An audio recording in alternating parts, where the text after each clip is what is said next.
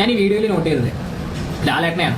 Actually ആ മാറ്റുന്ന ആൾ കിരീടം ഉണ്ണിച്ചേട്ടനാണ്. കുറെ പേര് കമന്റ് ചെയ്യുന്നുണ്ട് അവരാണ് പുള്ളി ഇന്റൻഷ്യലി മാറ്റിയതല്ലായിരിക്കും. പക്ഷെ അങ്ങനെ ഡിസ്കംഫർട്ട് ആയ ഒരാളെ കംഫർട്ട് ആക്കുക എന്ന് പറയുന്ന ഒരു കാര്യമുണ്ട്. അതാണ് ലാലേട്ടൻ ഇവിടെ ചെയ്തത്. അതാണ് ആസിഫിക്കയും അവിടെ ഓക്കെ ആയി പുള്ളി അന്നേരം. ആദ്യത്തെ ആ ഒരു തള്ളിമാറ്റൽ കഴിഞ്ഞിട്ട് ലാലേട്ടൻ അടുത്തോട്ട് വിളിക്കുന്നില്ലേ, ആ വിളിച്ചു കഴിയുമ്പോഴത്തേക്കും ആസിഫിക്ക ഒക്കെ കംഫർട്ടായി. അത് ഭയങ്കര പീക്ക് നോട്ടീസിംഗ് എന്ന് പറയും. നമുക്ക് അങ്ങനെ അധികം ആൾക്കാർക്ക് ഇല്ലാത്തൊരു കാര്യമാണ്. ലാലേട്ടനെ പറ്റി കുറെ ആൾക്കാർ ഇത് പറയുന്നുണ്ട്. ഒരു വട്ടമാണെങ്കിലും നേരിട്ട് സംസാരിച്ച് പരിചയമായ ഒരു വ്യക്തിയെ എത്ര ആൾക്കൂട്ടത്തിന്റെ ഇടയ്ക്കും ആള് റെക്കഗ്നൈസ് ചെയ്യുമെന്നുള്ള കാര്യം കുറെ പേര് പറഞ്ഞിട്ടുണ്ട്. ആന്റണി പെരുമാറിന്റെ അഞ്ചെണ്ണായിട്ട് അറിയാലോ, പോരുന്നു എന്റെ കൂടെ ചോദിച്ച സീനൊക്കെ റിയൽ ലൈഫിൽ.